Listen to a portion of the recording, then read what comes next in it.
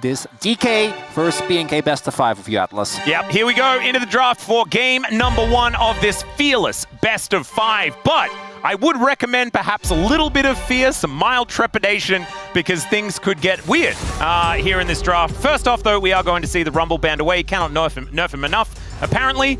We'll see whether the Gwen gets a look in. We did see that one banned away yesterday as well, but also has been nerfed relatively heavily. Although, I guess does more damage with a little bit of extra attack speed, but the armor nerfs really did hurt. So we'll just have to see how this is going to evolve as we go on. Yunara Azir probably still going to get taken away. Pantheon on the blue side is somewhat intriguing. Yeah, I wonder if that means that they want to just B1 Wukong and be done with it. That wouldn't surprise me. I do think that teamfight compositions are OP in this group. I also wonder if my read on the patch was that with Rumble and Gwen both nerfed, that they would just still be picked, but Aurora would just be permat, because Aurora did kind of escape. She is on the dock for nerfs in the next patch, because she's just been so insanely strong. She's a flex pick as well. Yeah. So kind of the doesn't really have true counters and gets to be flexed, and then also wins a lot of matchups. It's not even that she's, you know, able to no, she just straight up wins. Yeah. So it's a little unfair. So I do think that that should be an expected ban, but there's still so much up, right? There's Azir still on the table. There's Taliyah. Taliyah, I think in particular, we haven't generally seen make it through until later matches in a Fearless. We have the Nico to come through as well. I actually kind of expected this. It's like I kind of wanted this, because I think banning Azir on the blue side is kind of weird when Taliyah is still up, and now you're throwing the question over to BNK, because if they ban Azir, then obviously you get a free Taliyah. If you leave them both up, then Azir doesn't feel great into the Taliyah. You're playing it into Taliyah. And so they're a little bit trapped here. They're going to have to leave both of them up. The Vi is going to be banned away from Lucid. Watch it be like B1 Trundle and immediately lose our minds. Dude, it was exactly what I was going to go into, but it's going to be Taliyah. I'm just going to write it in. I'm just going to write it on my little sheet of the draft. I'm just going to put it in there, and it's going to be Azir. Oh, Aiko. Okay. It's one of those days. It's one of those days. The waters are wrong. Or, well, they were right, but maybe they were right in the wrong direction as well. Or maybe they were wrong in the right direction. Perhaps. This Taliyah is obviously going to be picked up now. Taliyah Xin Zhao? What do you reckon? I think it's just Taliyah Xin Zhao. Yeah. It might not be that interesting. But then they get to slam Trundle Scion. Yeah, I guess they do. that is a thing that actually most likely will happen if the Xin Zhao does come through. Maybe that will put a little bit of trepidation in the step of BNK. Could also go towards something like Renekton, which is one of the comfort picks for players, but we're not. It has been written. We're not reinventing. Did you already put down Trundle Scion? I haven't put down Trundle Scion yet. Did you already put down the Xin? Yeah, I put down the Xin. No, I mean preemptively. Oh, no, I didn't write it in just yet. Okay. Oh, the Jarvan. So, I actually like Jarvan way more than Trundle. Well, so I normally do. I just don't like it into Taliyah. I do think playing Jarvan into Taliyah is one of the matchups where you do really struggle. What about Lee Sin into Taliyah? God, it's Trundle Scion. But okay, but for what it's worth, this is a good Trundle setup. There are 2 stationary targets on the enemy team. Ooh, Aurora's fun. They're already quite short range, and Shiwu's Aurora is going to come through. Shiwu's Aurora really, to me, is so hard to read because I feel like he's simultaneously really good at the pick, but then also sometimes he's not at all. It's really, I feel like his early laning phase is impeccable, and then his late game team fights are really good. I think if you watch a highlight reel, you think that he's amazing at Aurora. If you watch all of the games, you're like, ah. But I think it's been consistently that his laning phase is really good, and then we get out of lane, and the first 3 fights are a bust, and then post 30 minutes, it clicks, and it's good again. I do like the Ambessa pickup here because it is both one of the best picks on the current patch, particularly given the nerfs that have come through. It also doesn't struggle as much into Aurora as a lot of other picks, and it is a takeaway from Shiwu. It's definitely up there as one of his best champions, and it also really nicely solidifies the kind of dive-heavy top side. The only thing that I do worry about is that we already do see that there is a bit of a struggle playing into Trundle. If the Alistar is also banned here by DK, which I hope, that kind of takes away the only engage support that doesn't just fold to getting subjugated. And I also think it makes your AD carry pick a little bit harder because you really do want to get something that doesn't get too much hindered by the pillar. As I swear, this is the most obvious Alistar angle that I've seen, particularly with Nico already out of the pool. So I hope that DK bans that away. You would expect that that would be coming through here, as Beryl is having a little bit of a think about it first. See what he does decide to take away here, but should just be the cow. Unless they want to leave it so that they force them to pick it, and then you can pick something with very, very high lane power. So like Alistar comes through here, then you pick Corki. Oh, you go like Corki Karma. Yeah, that would also be very. You would have like DK. not very much engagement. You would have none. Yeah, but that would be very DK as well. Yes. Wouldn't it? So the cow does come through, as expected, as most of this has been preordained. And Callan's Alistar, to me, is the best representation of BNK, because depending on when you say that, that can mean very different things. Yep. On any given day, can mean both the worst of Callan or the best of Callan. We just don't know. We're going to have to see. I would expect there to be, as you highlight, I think the Corki to me is a no-brainer here. Or they just slam Callista Renata and call it a day. That would also be... So, the main issue for me is that with the Callista, I think you do really struggle into Talia. I do like Renata into this comp, though. That would be kind of fun. But that's not what's going to happen. It's going to be Nautilus because... it's Beryl. We need hard engage. Well, we need hard engage, right? And I think that Nautilus is one of the picks we do see into Alistar relatively often. I'm just... It leaves Lucid without the best target for Subjugate. You can just use it on Raptor or Claire and it's fine, but I do think that Alistar is, again, the engage support that's the happiest playing into it. It also does mean that DK shore up their weakness of engage, right? Like you do have one of the best engage supports in the game with very reliable lockdown as well. It also makes the final pick for Diablo a little bit hard here, as I think my issue with Sivir is that she can really struggle both in lane, because Sivir Alistar is not a lane to write home about, but also into the Trundle, right? Yeah. The pillar does actually provide a substantial issue for her, and it's also one of the picks that I think can struggle into Aurora in the late game, where if your spell shield ever gets used, you are just kind of a sitting duck for the bunny. That said, the BNK comp loves to scrap. You know, those early jungle fights with Talia, with Zinza, with Alistar, they're going to be playing towards those, and it should come to the surprise of no one that I think that this game will be decided in like the first 4 fights. Yep, maybe 4's too many. Yep, that's kind of how it's supposed to go here, and so pretty much you've got to work out who hits level 6 and feels the happiest. And right now, I think on BNK's side, they certainly have a lot of tools, especially if Kellen can keep up in those levels as well, get to that unbreakable will as soon as possible, can actually be that front line in these earlier skirmishes and make something happen. I think that the read of the Alistar coming through was something that I assume DK understood, but I just don't know whether they've gotten enough out of it as far as punishment is concerned on the other side. But we'll just have to see. Of course, Corki is extraordinarily strong at this point in time. The 2-item spike going to be a big deal. It's Toboggan Corki as well, which means that, you know, aiming a bit of a connoisseur of the Corki skins of old, which is absolutely fantastic. But now it is time, ladies and gentlemen, the play-ins. Second best of 5 here in round 1, about to begin. 세상사에 합격하고 있는 것을 환영합니다. All right, here we are, ladies and gentlemen, onto the Rift for game number 1 of this potentially grueling best of 5 series between DK and BNK FEARX.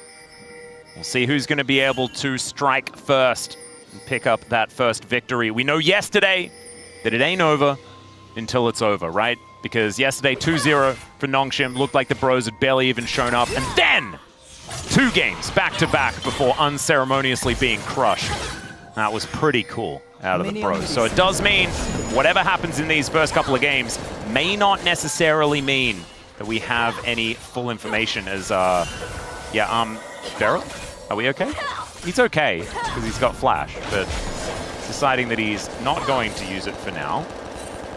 Yeah, so Alistar level 1 isn't great, but Sivir with lethal tempo is.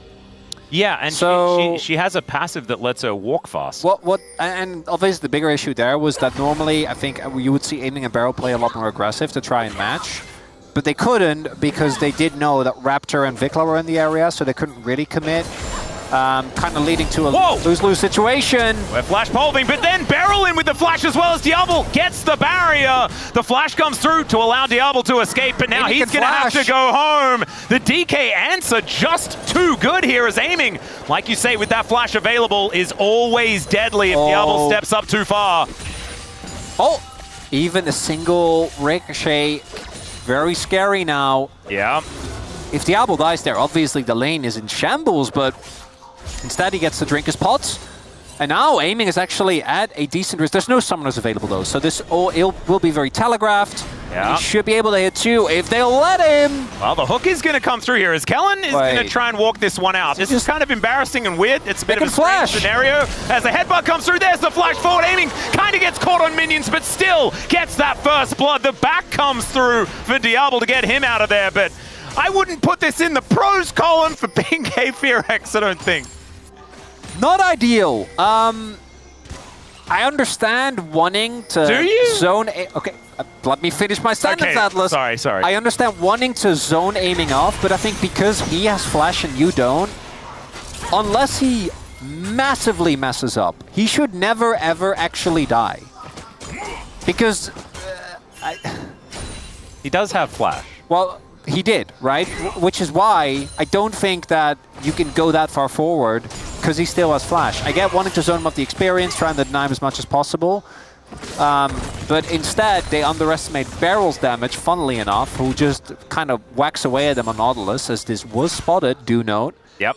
I have to say that Beryl did also play it very well. There was that moment, though, that you saw. Like, Kellen, it was as if he woke up sleepwalking. The Showmaker is going to avoid the seismic shove by hoovering up the rocks. He's kind of like, I can do that myself. I don't. Yeah, exactly. But it allows him to get yeah, allows him to get in range. As we do have the classic Xin Zhao top dive. Yeah, Xiu going to try and hold these minions. Flashes to get himself away as Raptor tanks up the turret just beautifully. BNK are on the board. Nice attempt there from Xiu. Actually was almost a risky play there from BNK. I think it was actually really well done. Clear got aggro before Raptor could. Or rather, Clear tried to push the wave far enough. Xiu did hold it on to it for a little bit. Because when we take another look here, he actually, like, just as the minion gets cleared, Raptor goes in, right? Yeah. So normally the wave just gets pushed in, but the timing just isn't quite enough. A little bit different there in timing, and either Clear takes aggro, and then he might have been in trouble, or Raptor takes an extra turret shot and would have gone down. Instead, they don't even have to invest their flash there. So it looked a little bit dicey, but with the flashes still up, no one really should ever die there. Yep. And I do think that this is one of those situations where, with Lucid starting on the top half of the map, going for really aggressive trades in top, like she was doing starting level 1, is something that can backfire, particularly when you're playing into a jungler like Xin Zhao, who has such a strong dive, because I swear, we've seen like a million of the I'm just slowly walking up to your turret, autoing it twice, and you know what's coming next. You're just gonna die. But it's not the end of the world. Even though the kill did go over to Claire, she was able to TP back and did get most of the wave. But it's still a win for BNK. It means that the gold stays even here, relatively early here, early on. Yep. 200 gold going to be the gap, and that is not much of one.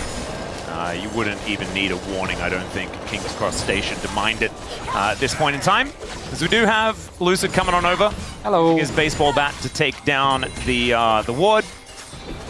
And will then slink back into his jungle. Haven't really seen too much of the Trundle so far today. We'll see whether he is going to make his presence known as the levels start to come through. First Dragon going to be a Chemtech. Does mean that the potential for a pretty cool soul is quite high.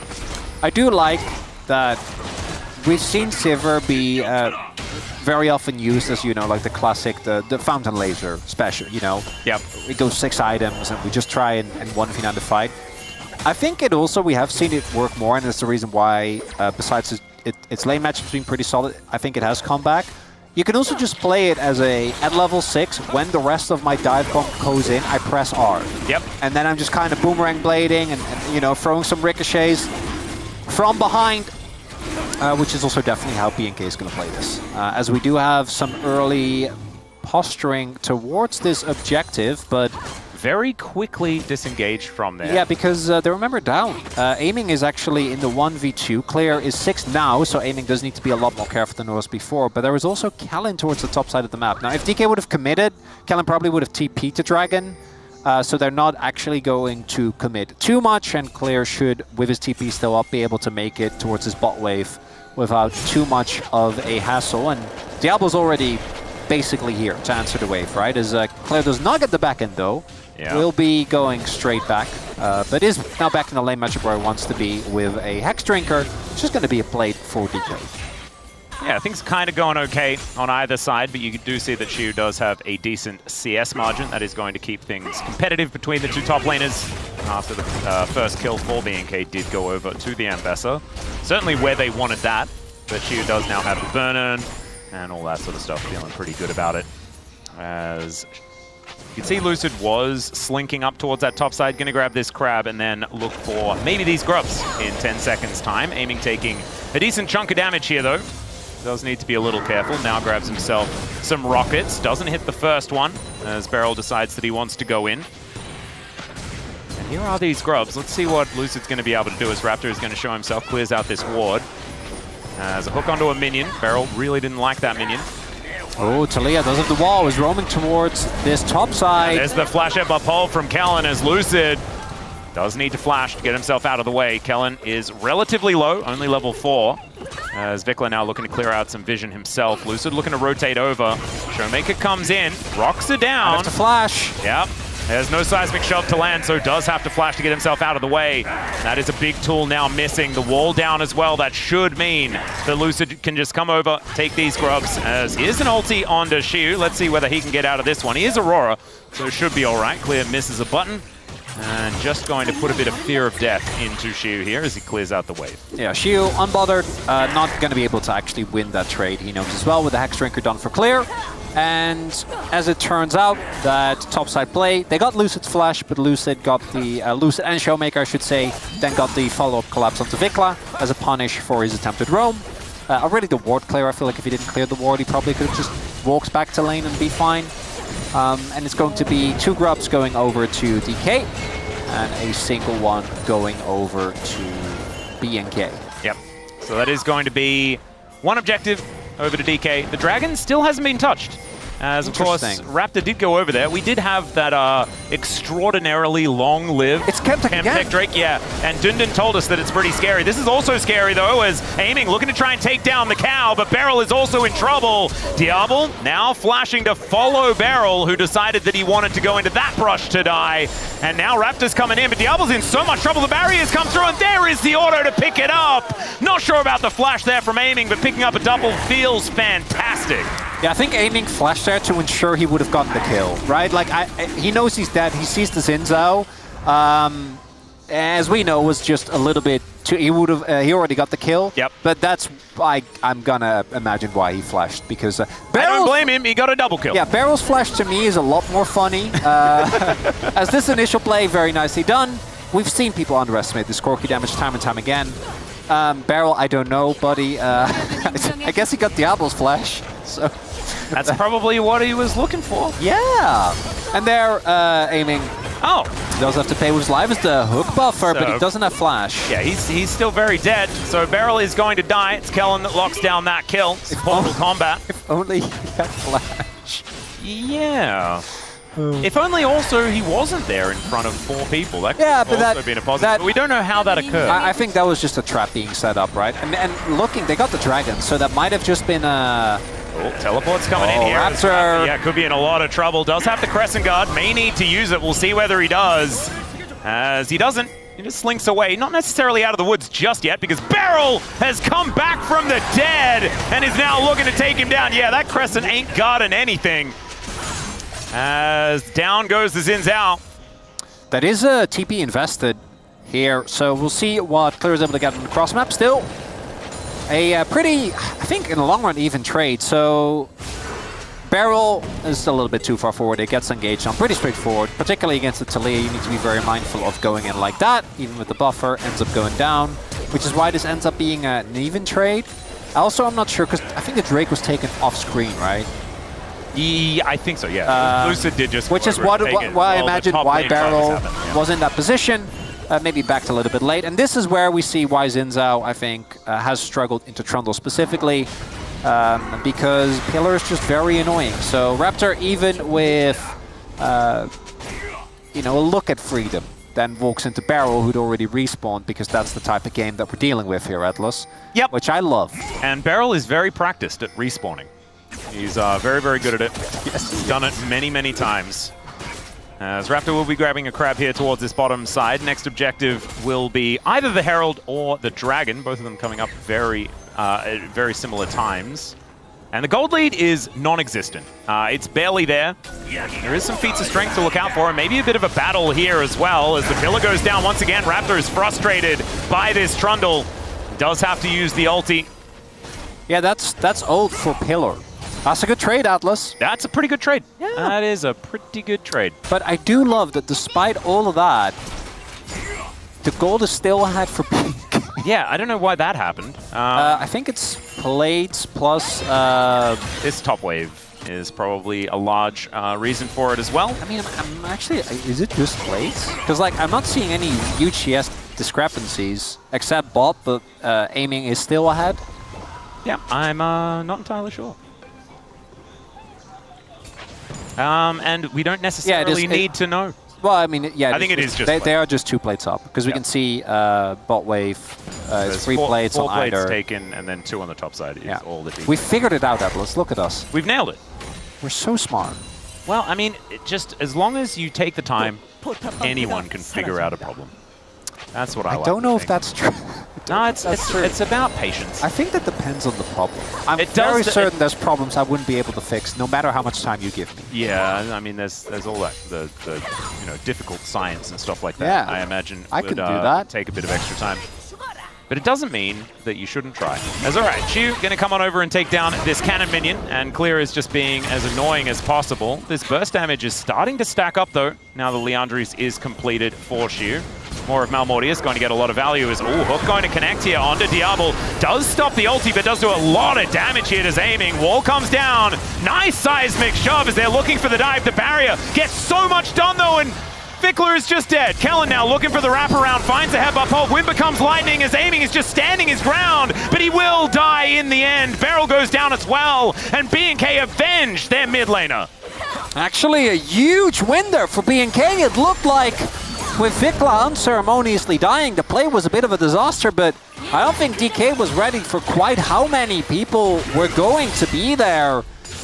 And it's another example of this Talia pick, I think, working out. That's kind of what enabled and set up that play, even though, again, Vikla, you definitely shouldn't die there. As we take another look here, actually a genuinely great bait there from Diablo. Baits him to go in, and then it's that play. Vikla.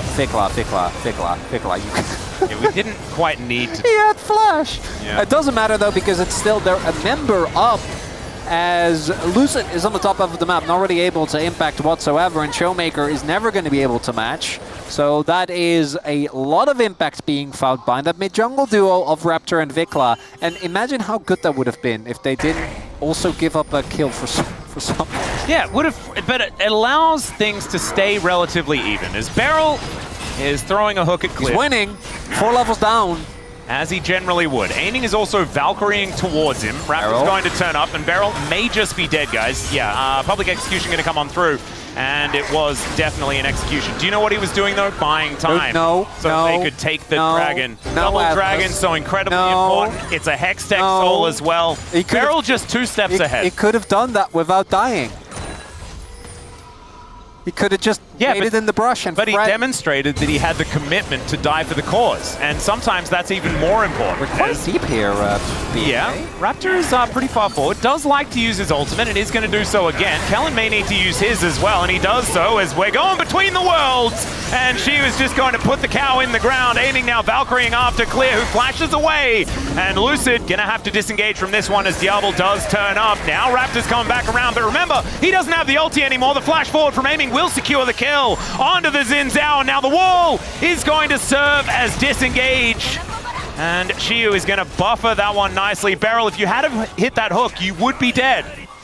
And Showmaker doesn't want any of this tomfoolery. He's in the top lane. This is so Rise Group. This is so Rise Group, man. I know. Wait, we're... Did I... Showmaker tried to TP. I'm like, am I insane? Am I losing it? No, Showmaker was TPing to that bot ward and then got interrupted by... That is even more Rise Group! Right, so he actually wanted to give up on his little push here towards the top side. Yeah, he wanted to get some kills. Because it's so unfair from DK that Showmaker hasn't been involved in any of this. Yeah, no wonder that damage per gold stat is so much worse. You know, he's just not able to be there. Everyone's starting fights without him. Ah, it's so rude. Why were BNK 2 turrets deep? I guess they were... Guys, it's Cork. They found the cork. Yeah, they sure did. And then the rest of the team showed up. As not the best pillar there by Lucid, as Raptor is able to fret through, but it doesn't really matter. Kalin also definitely could have ulted earlier. Then Claire gets effectively taken out of this fight. And what really gets me is that could have been enough. You know, we just take those sums, but oh, we gotta keep going, Atlas! Yep. Time for a Herald team fight, ladies and gentlemen. That's what we're doing. Everyone grouped up and ready to go. Got some ultis just about to come back up. Shiyu doesn't quite have his yet, and he may not be able to use it because he's so close to dead. Between Worlds does finally go down, though, as he's bouncing between and picks up a double! And he just needed to wait those couple of seconds, and that was enough as DK run over the fight, and they're looking for the Herald as well.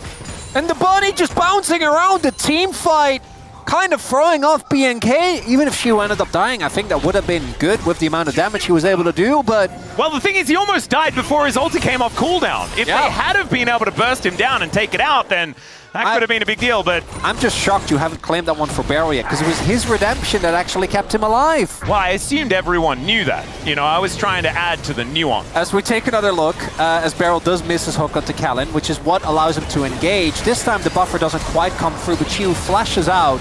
But it's this re-engage that's kind of insane. Actually keeps him alive because the Zinzao can't auto him because he's on the other end. And Vikla has Talia, so his rocks are already primed the other way. As we take another look here. One.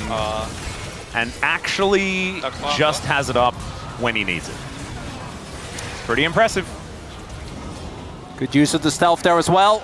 And with Leandri, she do so much damage in the early fights. And this was one of Shiyu's biggest weaknesses, I'd say, these early fights, where he's trying to really play it on the edge, and then he would just get focused on Aurora and die. Like, we've seen it a bunch of times. Yep. Did calibrate it here. We saw it in that game that he got a pentakill. Yes. Like, the entire early game was just that, as Hook is going to get shielded here by Diablo. As the wall comes down, Lucid says, no! Shelly will get the value! And she is going to march her way towards this bottom lane and look for an angle here. Speaking of angles, Showmaker going to have to get over that wall as the turret goes down. Very nicely played there. As aiming has done the most damage in the game, closely followed here by his top laner. Shiyu on the Aurora. You mentioned, you know, this patch, the Aurora stocks should probably be pretty high, and we're seeing that there is certainly a reason for that.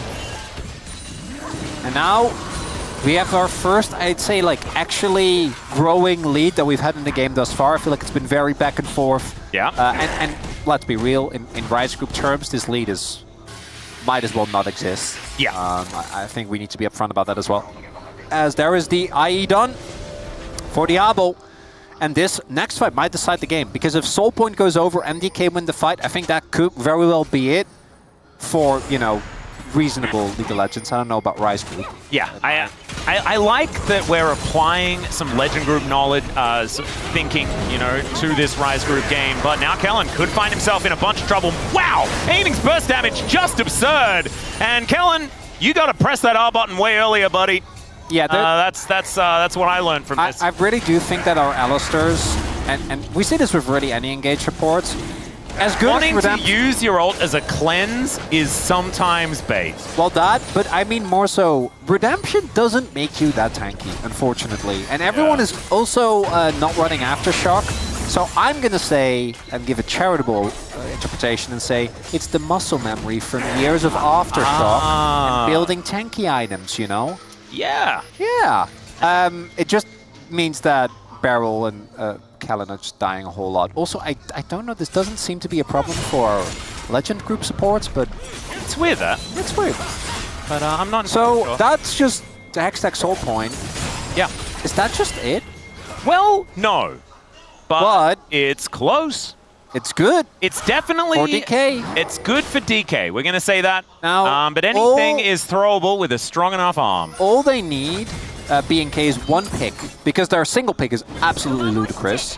And then once you have that, I do assume the decision-making from DK will be tested, which is not where they have traditionally excelled. It might be a Hail Mary Otacon, though, from BNK. Wouldn't be surprised. That's something we've seen many a time, try to force an awkward position from DK, but doesn't look like it's going to be the case just yet, as 2 item spikes have been hit across the board.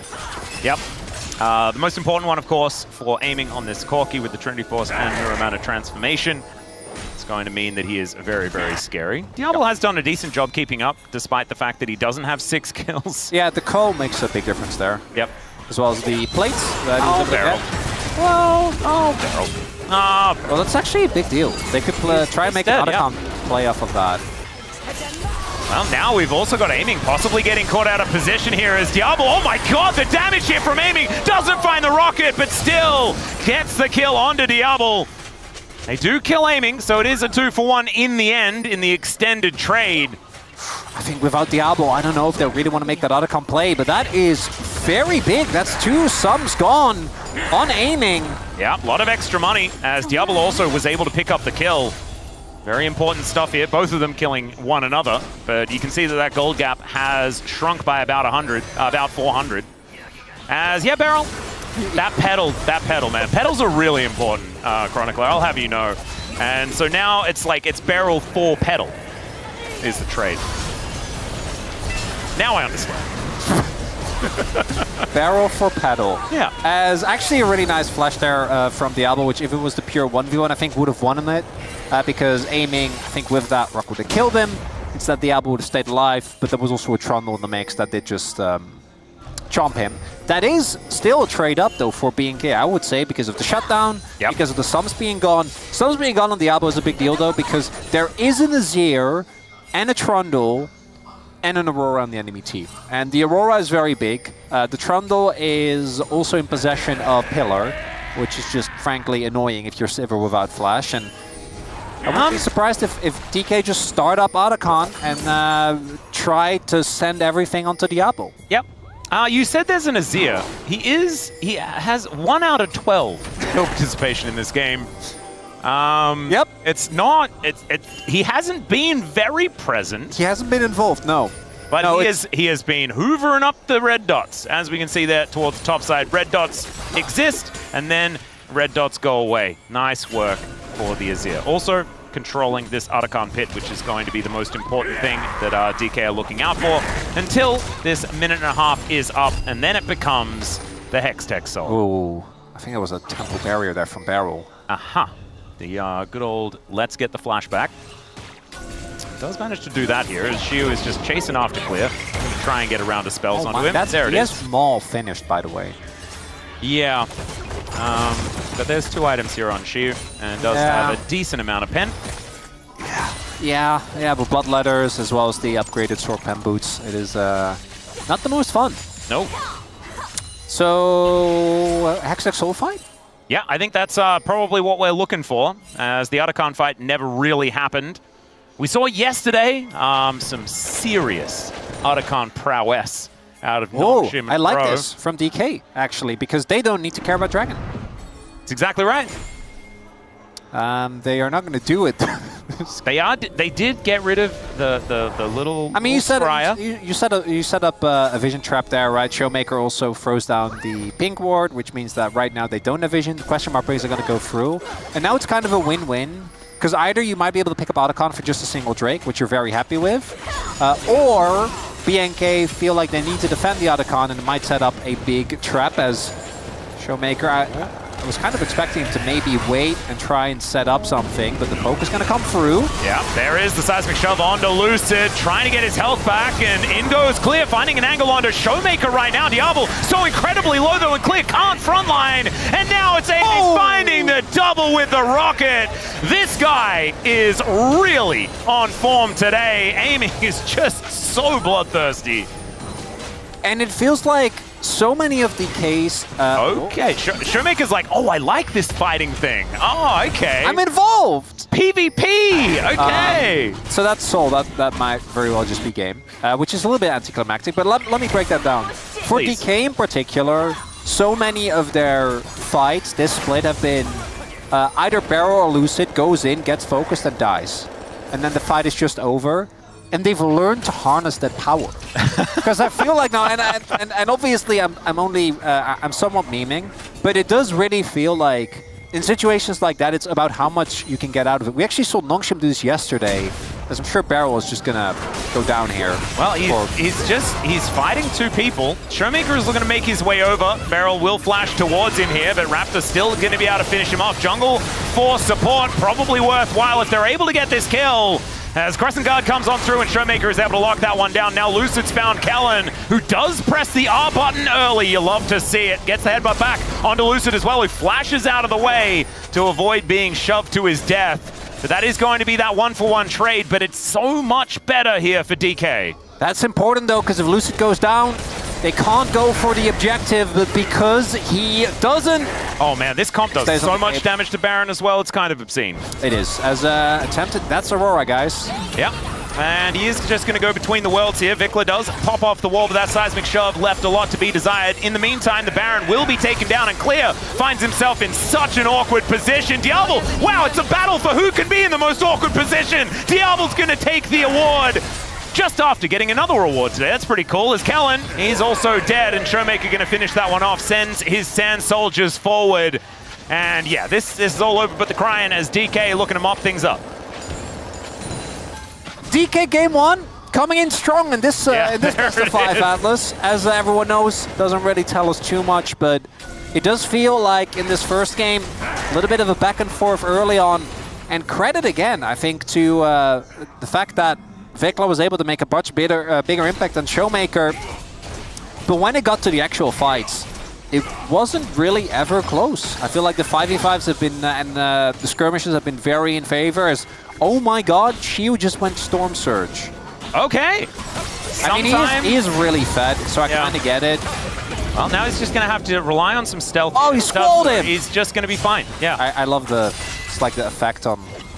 And squall is a fun word to say. But yeah, as it turns out, Aurora is already hard enough to kill as is. Because normally they go Riftmaker, right? Because they're like, I can't die. This is kind of the opposite approach. Hextech Soul is taken, guys. Like, the game is unfortunately... They're also, they've taken the Baron. Now they're taking the Arakan. There's a 4,000 gold Rebel Baron power play that is going to put the gold lead at 8,000. They have everything. This is, like... In 3 minutes' time, there is the possibility... Okay, Raptor is, not Crescently guarding very much of anything at all. As the rocks do go down, aiming does try and get him. Oh my god, okay! Boom goes the Dynamite to take him down. Beryl is likely to die as well, but the Empress Divide is finally going to come in, and that is going to spell the end of this fight. The ace comes through for DK, and they can walk through that top door to get themselves the win. And that is, you get aiming, but you give up everything. Unfortunately for BNK, and BNK, credit to them, they're always going to be looking for an angle. Yeah. And in this game, unfortunately, I think there weren't a lot of good angles. At this point, had to try, and game number 1, I think as close and clean and calculated as we're going to get between these two teams. I would say so.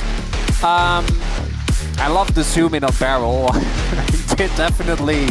He made sure that, like, you know how you have stats in all 3 columns? He made sure that he maximized at least 2 of them.